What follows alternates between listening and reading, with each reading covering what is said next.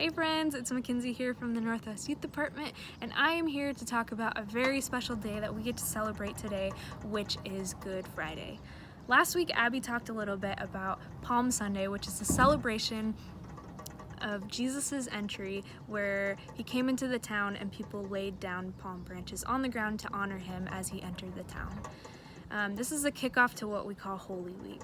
Holy Week goes from Palm Sunday, which was last week, all the way to Easter Sunday, which is this Sunday that we get to celebrate, and somewhere in between is what we call Good Friday. Now, you may or may not have heard of Good Friday before, but I'm going to go ahead and give you a quick little rundown and explanation of what it is. When we talk about Easter Sunday, it's usually to celebrate the life of Jesus coming back from the dead, which he did in order to save us, which is an amazing thing. Good Friday is the before the celebration.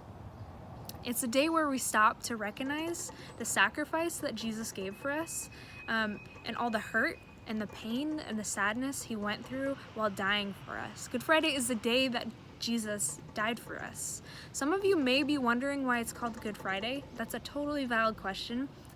I think about it all the time. I'm like, why is it called Good Friday when something so sad happened on this day? Well, we call it Good Friday because it led to something good, which is the life of Jesus 3 days after this really sad and awful death, and which is what we call Easter. So 3 days later, after this Good Friday where he passed away, died, and came back to life, then it was Easter, and it's a celebration. Good Friday is something so beautiful and truly good that Jesus did for us, but is also a kind of a time where it's okay to be sad and kind of feel the heaviness of this kind of sad thing that happened and this awful death. And it's okay to feel this heaviness of what happened to Jesus.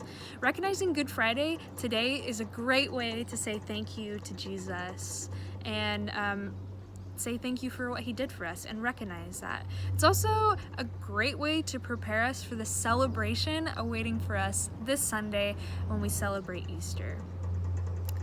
And Easter is where we celebrate the life coming back from the dead. It's a great way to prepare by celebrating Good Friday. And that, my friends, is what Good Friday is all about. So I'm gonna go ahead and say a prayer over you all specifically for Good Friday so that we can kind of enter in this time of celebration, but also recognizing kind of this really sad event that happened and prepare ourselves for the celebration of Easter Sunday. Pray with me. Dear God, we remember today and the pain and the suffering of the cross and all that Jesus was willing to endure so that we could be set free. He paid the price, such a great sacrifice, to offer the gift of eternal life. Help us to never take this for granted, this huge gift of love on our behalf. Help us to be reminded of the cost of it all. Forgive us for being too busy or distracted by other things not to fully recognize what you have given freely to us and what you have done for us. We praise you, for you are making all things new. Amen.